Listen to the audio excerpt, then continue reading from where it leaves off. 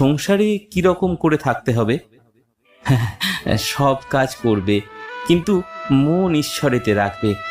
স্ত্রী, পুত্র, বাপ, মা সকলকে নিয়ে থাকবে ও সেবা করবে যেন কত আপনার লোক, কিন্তু মন জানবে তারা তোমার কেউ নয়।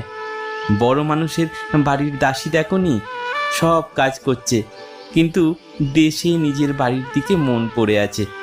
আবার সে মনিবের ছেলেদেরও নিজের ছেলের মতো মানুষ করে, বলে হ্যাঁ আমার রাম, আমার হরি, কিন্তু মন বেশ জানে এরা আমার কেউ নয়। কচ্ছপ কচ্ছপ জলে চড়ে বেড়ায়, কিন্তু তার মন কোথায় পড়ে আছে জানো? আড়ায় গো, আড়ায় পড়ে আছে, ওই যেখানে তার ডিমগুলো আছে। সংসারের সব কর্ম করবে, কিন্তু ঈশ্বরে মন ফেলে রাখবে।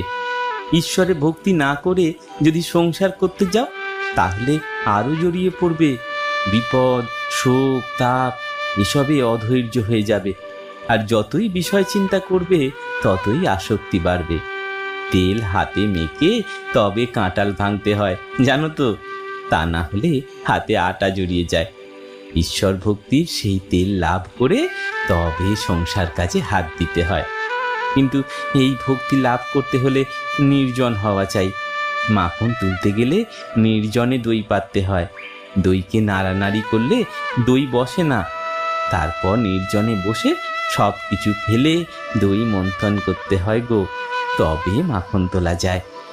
আবার দেখো, নির্জনে ঈশ্বর চিন্তা করলে এই জ্ঞান, বৈরাগ্য, ভক্তি লাভ হয়, কিন্তু সংসারে ফেলে রাখলে ওই মন নীচ হয়ে যায়। সংসারে কেবলই কামিনী কাঞ্চন চিন্তা।